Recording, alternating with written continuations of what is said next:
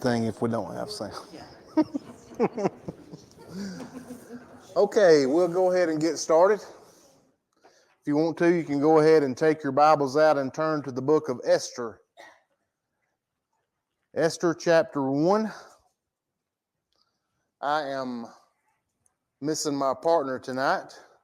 He's not feeling well, so I am going alone. It feels kind of weird because I know that I always feel like there's so many men out there that is much more capable than I am of being up here and doing this and teaching this. But I'm glad to be doing it and hoping that we can get something profitable from it tonight, and I can bring it to you in a way that is easy to understand. So as we go through here, we are telling the story of the Bible. And, we started all the way back in the book of Genesis, and we're going all the way, hopefully, all the way through the book of Revelation, seeing how the Bible unfolds. But as one looks at the book of Esther, if one were to look at it and not understand the context and not really know the Bible, they would wonder, how does this book fit into the story of the Bible? Because if you look through Esther, it doesn't mention anything about God. It doesn't mention anything about Jesus. So when one looks at it, one would think, why is this book in the Bible? But as we will find out as we go through here, it has a very, very important spot in the Bible story. As a matter of fact, I guess it's probably the book that best shows the providence of God more than any book that I can probably think of. Talking about putting people into the places that they need to be in at the time that they need to be there. It's just amazing how this story fits into God's plan. It is a story about how the Jews as a people are affected. And when you start affecting the Jews, well, who is that going to affect? If you affect the Jews, then eventually you're going to affect Jesus. And if you take out the Jews, then what are you taking away? You're taking away the whole hope that we have of salvation. You're taking God's plan away from the Bible and just ending it right there if you take the Jews away. And that's what we're going to see. We're going to see a major attempt to remove the Jews from as many of them as he can remove. He's going to try to remove them. So as we get into this, if you remember, the Jews were allowed to return home to their homeland to rebuild the temple, and they had to have some encouragement, right? They had to be encouraged by a couple of prophets to get back to work and get busy after they got distracted, and those were Haggai and Zechariah. And particularly, Zechariah's focus was on what? It was on a greater thing to come, right? It was on Zechariah focused on the Messiah that was to come. And that's kind of where we left off the other night in the book of Ezra. We're in the book of Ezra right now, but we're taking a break in that to look at this story, because meanwhile, back in Persia, this story is taking place. So we're going to leave Ezra for a little while, and we're going to look at this book of Esther to see what's going on back in Shushan, which is the citadel there in the land of Persia. Before we do that, we need to look at a little bit of background and look at the names of some of these people that have been in place. And we've already talked about them, but we're going to go back and kind of review where they fit in. Who was the first king of the Persian Empire? Cyrus. Cyrus was the first king of the Persian Empire. And what was it that he did? Yes, he allowed the people to go back and to rebuild the temple. And Cyrus was a very powerful and wealthy king. And he is known for his benevolence, for his willingness to allow the people of not only Jerusalem, but of other lands that he had taken captive to go back home, to go back to their homeland. However, what's important about this story tonight is, did all of the Jews return home? No, not all of them did.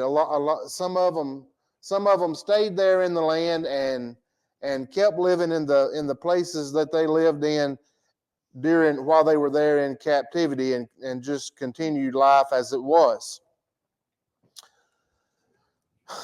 Other kings that we've looked at, and the most recent king that we looked at was King Darius, also known as Darius the Great. And he ruled from 521 to 486 BC. And Darius expanded the kingdom of Persia into a large territory. And it stretched all the way from India. If you're familiar with your geography, it stretched all the way from what we know as India all the way to Africa and Ethiopia and those parts of the world, even into Macedonia. It stretched that far.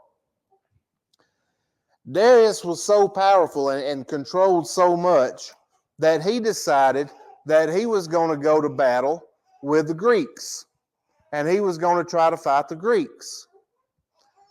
However, Darius was defeated in that attempt at the Battle of Marathon. But from what we read in Daniel, what do we know about the Greeks? If we think back to Daniel, what did we learn about the Greeks? Okay. When we talk about the statue that Nebuchadnezzar saw in his dream. Yes. Remember, the dream was, the solution to the dream was that after Nebuchadnezzar's empire would come another empire, and then a third empire would rise over it. That would be the Greek Empire. So we know at some point that this Greek Empire is going to come to power over Persia, right? We know that from studying the book of Daniel. So we already see that kind of in the stages of taking place, because Persia it was unheard of them to be defeated. However, when Darius goes to fight the Greeks, they defeat him and give Persia that defeat at the Battle of Marathon.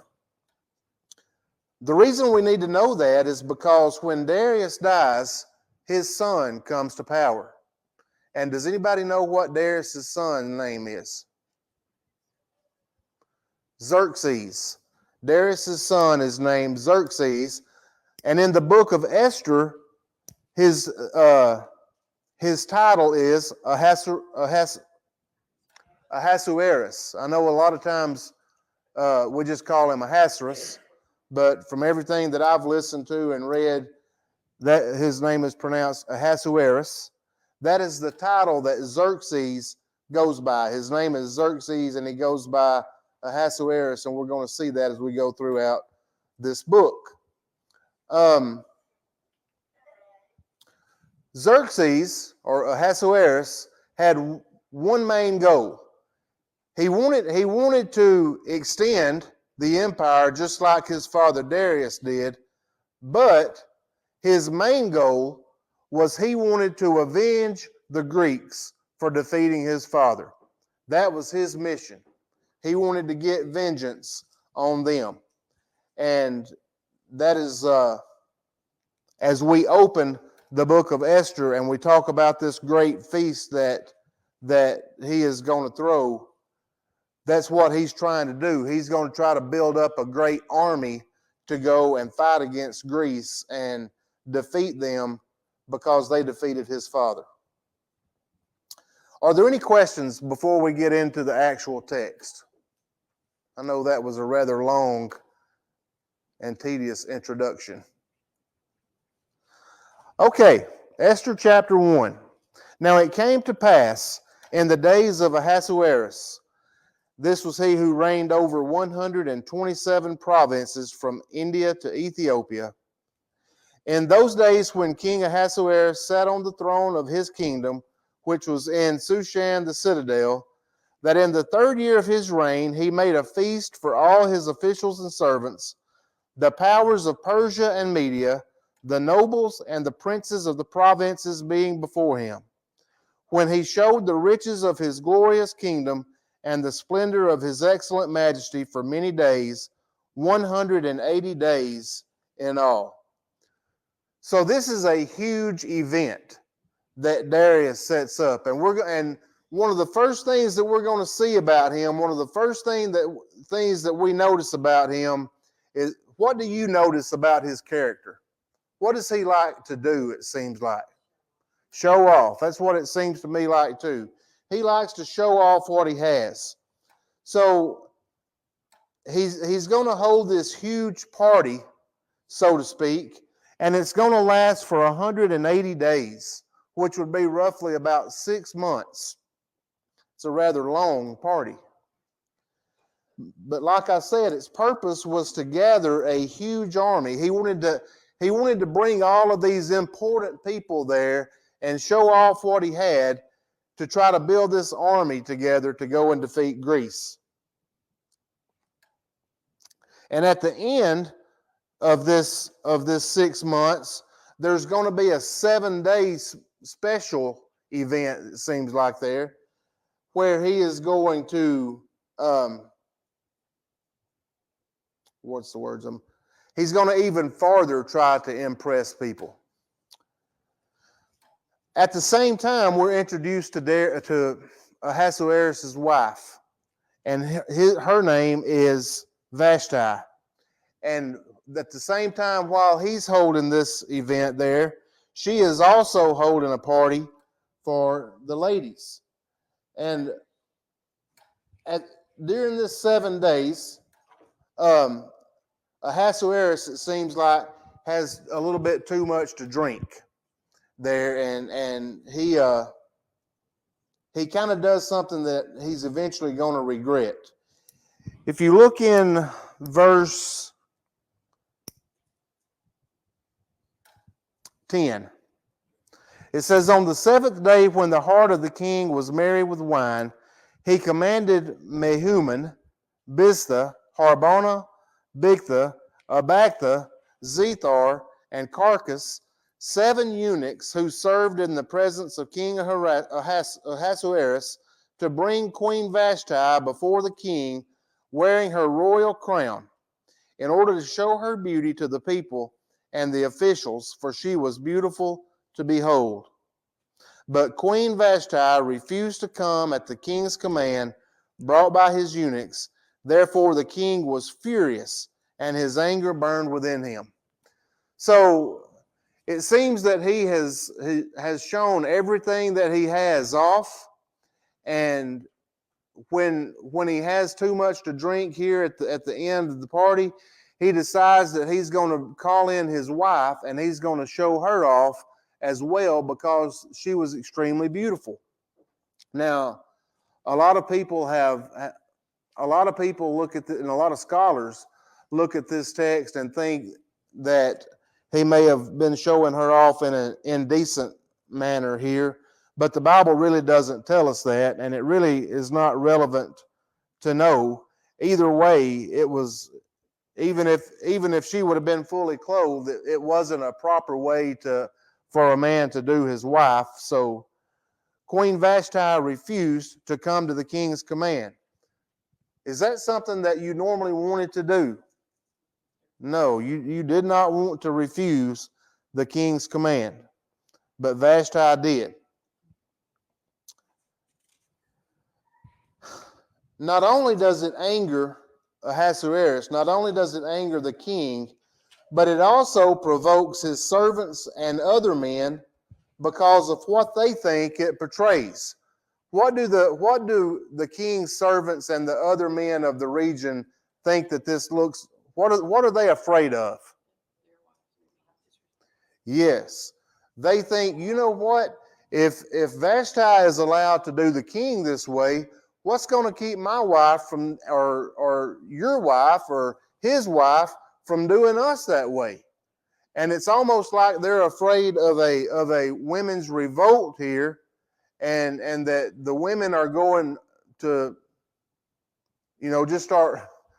I know it sounds comical, but ruling over their husbands, and they didn't want that to happen, and they were afraid of it. So he wants their advice. And the advice that they give him is let's look in verse 15.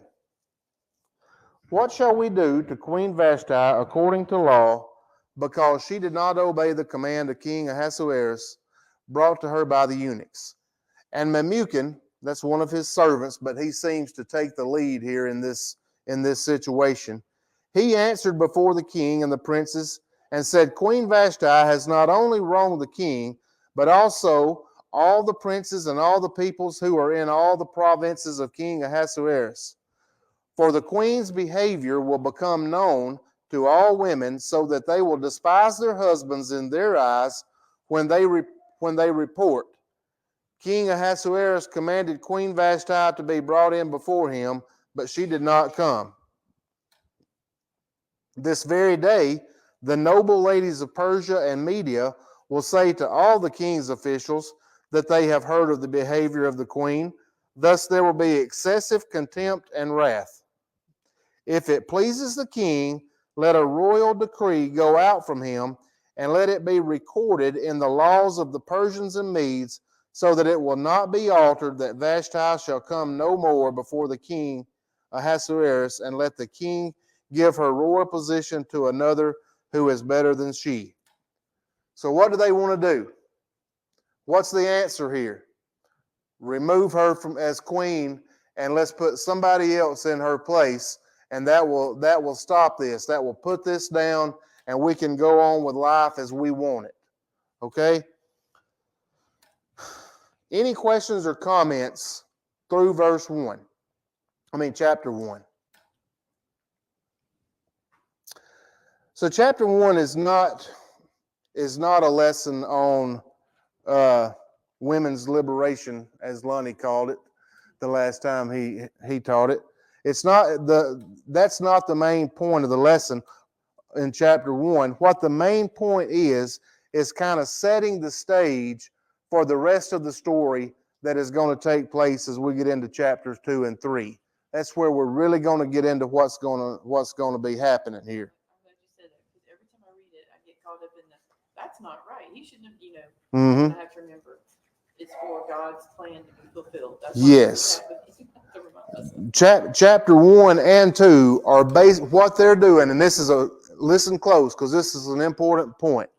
Chapter 1 and 2, basically what they're doing is they are telling how a Jewish woman is going to end up in the king's palace for a very important purpose for the Jews to be carried on, so to speak.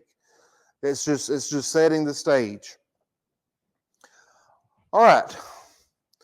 As we open chapter 2, it says, after these things, when the wrath of King Ahasuerus subsided, he remembered Vashti, what she had done, and what had been decreed against her. So it seems like here he remembers what he has done, and it actually says he remembered Vashti. Now, I don't know if he got to missing her personally, or if he just realized, hey, I don't have a queen anymore, and I need a queen. But it seems at this point that he realized what he had done. Now, when we get into verse 2, it says, the king's servants who attended him said, let beautiful young virgins be sought for the king, and let the king appoint officers in all the provinces of his kingdom, that they may gather all the beautiful young virgins to Shushan, the citadel, into the women's quarters under the custody of Hegai, the king's eunuch, custodian of the women, and let beauty preparations be given them. So what their plan is, well, let me go ahead and finish that. I'm sorry. Verse 4, then let the young woman who pleases the king be queen instead of Vashti. This thing pleased the king, and he did so. All right, so their process here, their answer to getting Ahasuerus to feel better here, is they believe that they need to set up a process of bringing in all the beautiful women from the provinces, from the region, and bring them in, and they're going to go through this beautification process, and they're going to be narrowed down until one of them is going to become the queen. Verse 5. In Shushan the citadel, there was a certain Jew whose name was Mordecai, the son of Jair, the son of Shimei, the son of Kish, a Benjamite. Kish had been carried away from Jerusalem with the captives who had been captured with Jeconiah, king of Judah, whom Nebuchadnezzar, the king of Babylon, had carried away. And Mordecai had brought up Hadassah, that is Esther, his uncle's daughter, for she had neither father nor mother. The young woman was lovely and beautiful. When her father and mother died, Mordecai took her as his own daughter. So we're introduced to a person here by the name of Mordecai. And Mordecai is going to be one of the main people, one of the main characters in this story. Mordecai is a Jew, and he is a very prominent Jew, it seems like. It seems like he holds a position of importance here. We're going to see that as we go through here. But the main thing about Mordecai was that his first cousin, Esther, was raised by him because her mother and father had died and she didn't have anybody to raise her. So Mordecai brought her up. And it says that she was a lovely and beautiful woman. All right, verse 8. So it was when the king's command and decree were heard, So it was when the king's command and decree were heard, and when many young women were gathered at Shushan the citadel under the custody of Hegai, that Esther also was taken to the king's palace into the care of Hegai, the custodian of the women. Now the young woman pleased him, and she obtained his favor, so he readily gave beauty preparations to her, besides her allowance. Then 7 choice maidservants were provided for her from the king's palace, and he moved her and her maidservants to the best place in the house of the women. So all of these women, as they are brought from the provinces, they are put under the watch, or under the watch of this Hegai, one of the king's servants. That was his job, was to take care of them. So verse 9 is important because it tells us that not all of the young women came to please him, but Esther did. There was something about Esther that he liked and something that pleased him. So she was provided for, it seems like, in a much more special way than what the rest of them were. My point here is, do you think that happened by accident? No. There's no way that that just happened by accident. It's the providence of God, that God is in control through all of this. This is his plan being carried out. All right, I'm going to stop there and open it up for any questions or comments that anybody might have, because I've done all the talking and hadn't really let anybody else say anything. I just thought about, she had no choice in this. Well, none of the women did. And again, it goes back to, I look at it and go, that's not right. But that's the way it was during that time. It was. Those Yeah. are not God's people. I mean, they were living by their own rules. Yep. And so it's still going back to, this is God's providence. This is what his plan. Mm-hmm. Anything else? Okay. So, Esther had not told anybody that she was a Jew. And there was a reason for that, because when she was being brought up before Mordecai, he had instructed her not to do so, not to tell anybody that she was a Jew. So at this point, she hasn't told anyone that. And that's going to be important as the story goes on. So let's look at the process that takes place here, starting in verse 12, and what these women have to go through here.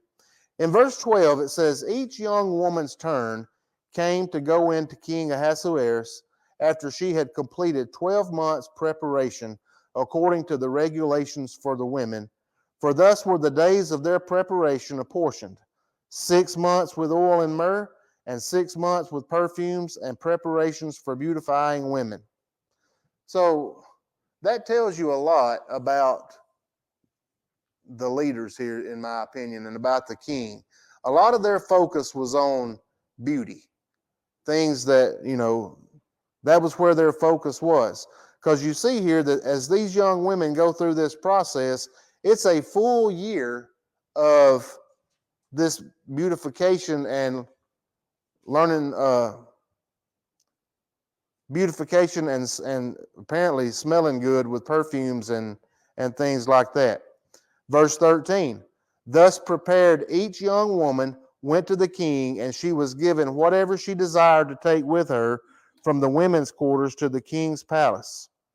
In the evening she went, and in the morning she returned to the second house of the women, to the custody of Shaashgaz, the king's eunuch, who kept the concubines. She would not go into the king unless the king delighted in her and called for her by name. So they had a second house here too. And after they were called to go to the king and spend the night with him, or whatever it was that they had to do, after they did that, they were released to go back to this second house. And it was there that whether they became queen, whether they were the one chosen as queen or not, they became one of the king's concubines, it seems like. And that's this second house is where they stayed unless the king called them back. All right. Now Esther, her turn comes up, and she handles herself quite differently, it seems like, than what a lot of the other women did. She didn't request anything special. She didn't take anything that she thought was going to benefit her. All she took with her was what was recommended by Haggai, the one that was keeping watch over them there. And it seems that she showed some wisdom here that the others didn't show. Look in verse 17. The king loved Esther more than all the other women, and she obtained grace and favor in his sight more than all the virgins. So he set the royal crown upon her head and made her queen instead of Vashti. So it's here that we see that Esther was chosen as a queen, but she still has not let anybody know that she's a Jew. So think about it. That, like I said to open up the lesson, here we have a Jewish woman in the palace the queen of the most powerful king in the land at this point in time. It's pretty spectacular the way God is working this out. Anybody have anything to say through verse 17? By the way, he makes a feast and calls it the Feast of Esther, and there's a big celebration when this goes on. I'm going to summarize the 21 through 23. So I said that Mordecai, it seems like, was an important person. And why do you think that I would say that? Yeah, it says that he sat within the king's gate. And you didn't just sit inside the king's gate by accident. That was where your high traffic was. That's where most of the people would come to and fro there, and the important people. So if you were sitting in that position, then you had some type of importance. And Mordecai was one of those people. And as he's sitting there, a big part of this story takes place. He overhears two of the guards planning an assassination attempt on Xerxes, or on Ahasuerus. They're planning to kill him. So what he does is he sends word to Esther to let the king know that, and Esther tells the queen, and I want you to notice what happens. It says, Esther informed the king, then in verse 22, Esther informed the king in Mordecai's name. Now remember that. Remember that she informed the king in Mordecai's name. So when it was recorded, it's going to be recorded that Mordecai was the one that told this, and that's going to be important. Anyway, both men, this was confirmed, and both of them were put to death by hanging. And that finishes up chapter 2. Any questions or comments through that?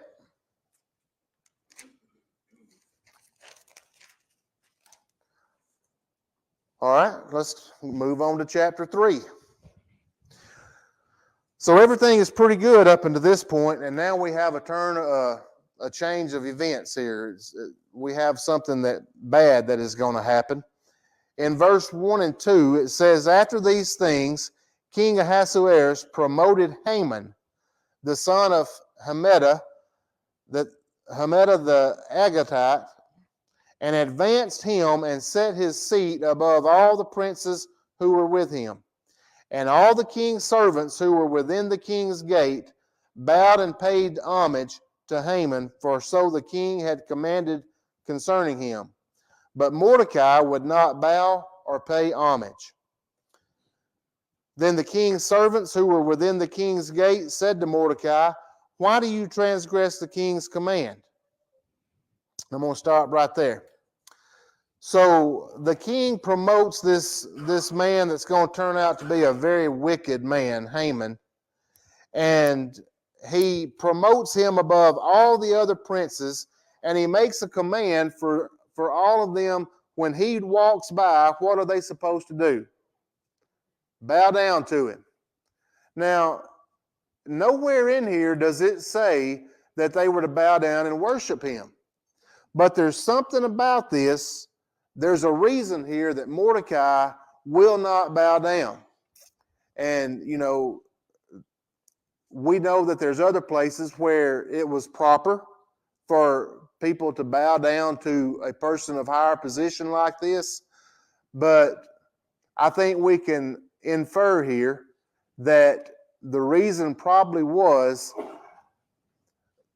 that Haman was set up in a higher spot here to be bowed down to and kind of worshipped.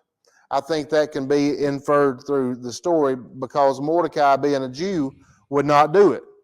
Now, it doesn't say that, but I think we can draw that from it. So his partners there, they want to know why he won't do it. And in verse 4, it says, It happened when they spoke to him daily that he would not listen to them. So they told Haman to see whether Mordecai's words would stand. So that what they want to find out is they want to find out if Mordecai has any bite instead of just all bark. They want to see if he will if he will say that after Haman knows. So as Haman, it's brought to Haman's attention, and Haman walks by and he notices that Mordecai will not bow down to it. And it makes Haman extremely angry. So angry that not only does Haman want to take out Mordecai, what does he want to do? He wants to take out all of Mordecai's people. He wants to take out all of the Jews. In verse 6, it says, he disdained to lay hands on Mordecai alone, for they had told him of the people of Mordecai. Instead, Haman sought to destroy all the Jews who were throughout the whole kingdom of Ahasuerus, the people of Mordecai. All right. So verse 7. In the first month, which is the month of Nisan, in the 12th year of King Ahasuerus, they cast pur. Now, what does that mean? It means they cast a lot before Haman to determine the day and the month until it fell on the 12th month, which is the month of Adar. Now, first, why would pur be put in? Why would this? Trying to think of the language here that is Aramaic, maybe. Why would that word be used here? What do we know about today about the Jews and this word? I know I didn't word that very good. Yes, there is a feast that is still celebrated today because of this event called the Feast of Purim. And that is where this comes from. So it was important that word was left in there and translated this way so we would know that. So, to summarize that up, how long do the Jews have? They have about a year before this is going to take place. They have about a year. All right, let's move on to verse 8. Now I want you to watch how Haman, listen to how he works King Ahasuerus here. He says, there is a certain people scattered and dispersed among the people in all the provinces of your kingdom. Their laws are different from all other peoples, and they do not keep the king's laws. Therefore, it is not fitting for the king to let them remain. If it pleases the king, let a decree be written that they be destroyed. And I will pay 10,000 talents of silver into the hands of those who do the work to bring it into the king's treasuries.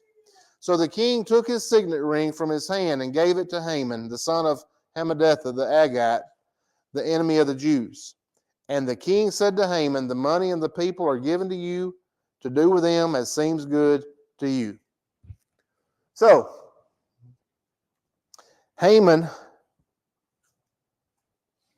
kind of paints this picture to the king here of this people who are just a disobedient people and don't want to obey their laws. And he, with all of his money, it seems like he's a very wealthy man, says that he will provide the money for this to take these people out. And him being the king trusting him so much, said, whatever seems good to you, go ahead and do it. Look over at verse 13. Letters were sent by couriers into all the king's provinces to destroy, to kill, and to annihilate all the Jews, both young and old, little children and women, in one day, on the 13th day of the 12th month, which is the month of Adar, and to plunder their possessions. And it's interesting that that's put in there to me, to plunder their possessions. You know, how would a leader get a nation of people to go and just want to annihilate their neighbors who had done nothing to them? Well, in this case, you can take their spoil. You can plunder whatever they have after you kill them. And that was the way that they're going to use to get the people to want to go along with this. So verse 14 says, a copy of the document was to be issued as law in every province, being published for all people that they should be ready for that day. The couriers went out, hastened by the king's command, and the decree was proclaimed in Shushan the citadel. And then notice the last part. The king and Haman sat down to drink, but the city of Shushan was perplexed. So you have all the people of the city that are wondering, why is this going on? Why has this been sent out? And then you have the king and Haman sitting there like they're not worried about it at all. All right, questions or comments through chapter 3? I wonder how much more Haman knew about it. You mentioned when you started about the whole plan of the Bible, Yeah. you know, the Messiah and all that. I just, do you think he could stop the plan? Yeah, Did he know that much? I know. And there's been a lot of attempts throughout the years to stop the plan. And that's another thing as we look at this book, that's another good point, is it's a faith builder. When we look at this and we think about all the attempts that there's ever been to stop God's plan, but have they ever been able to do it? No, they never have. So let's move into chapter 4. When Mordecai, and I'm going to summarize some of this, but when Mordecai heard that it happened, he was extremely sad. He was sorrowful, and he began to tear his clothes, and he put on sackcloth and ashes, and he went about just weeping. Okay, so he went as far as the front of the king's gate in verse 2, and then in verse 4. Esther's maids and eunuchs came and told her, and the queen was deeply distressed. They told her about Mordecai. See, Esther didn't have it. She had no clue what was going on here. She didn't know about Haman's attempt or his plans. So she sent garments to clothe Mordecai and took his sackcloth away from him, but he would not accept them. And I'm just going to continue to read here. I'm going to read verse 5, starting in verse 5. So Esther called Hathach, one of the king's eunuchs, whom he had appointed to attend her, and she gave him a command concerning Mordecai to learn why this was. So Hathach went to Mordecai in the city square that was in front of the king's gate. All right? So it was at this point that Mordecai is going to send word to Esther about the plan, and he explains it to her. While he's doing that, what else does he send word for her to do? What does he want her to do? He wants her to go to the king and see if she can have it stopped, right? But there's one thing that you did not do. You did not go before the king unless he had called you before the king, or you were subject to be put to death. And that's what she was afraid of. She was afraid of that. So she tells Mordecai, I can't. I'm not in a position to do that. Now, here is the most beautiful part of this whole thing right here. I want you to look at what Mordecai tells Esther in let's start in verse 12. They told Mordecai Esther's words, and Mordecai told them to answer Esther, do not think in your heart that you will escape in the king's palace any more than all the other Jews. For if you remain completely silent at this time, relief and deliverance will arise for the Jews from another place. But you and your father's house will perish. So first of all, I like the confidence that Mordecai has here. He knows that God is going to deliver them. He's got full confidence in that, whether it's by Esther or not, God is going to deliver us. But look what he tells her then. He says, yet who knows whether you have come to the kingdom for such a time as this. Now, I want us to think about that, and I want us to think about our own lives as we come to a close here tonight. You think about the people that we come in contact with on a daily basis. The people we work with, the people we go to school with, the people that we partake in our hobbies with. There is opportunity after opportunity that arises that we probably don't even think about taking advantage of, and we have no idea that God could have put us in that situation just for His purpose. And I think we need to remember that. We need to think about that as we live our lives each and every day, and we come in contact with people. You know, I don't know what God might have put me here in this situation with you for a reason. And that's what Mordecai's message to Esther here is. So after he told her that, here was Esther's reply in verse 15.